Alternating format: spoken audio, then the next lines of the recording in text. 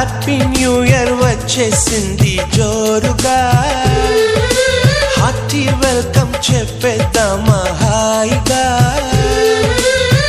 కొత్త కొత్త ఊహల్లో తెలిపోటియా, మనసులోని ఆశల్ని పంచుకో బ్రదర్.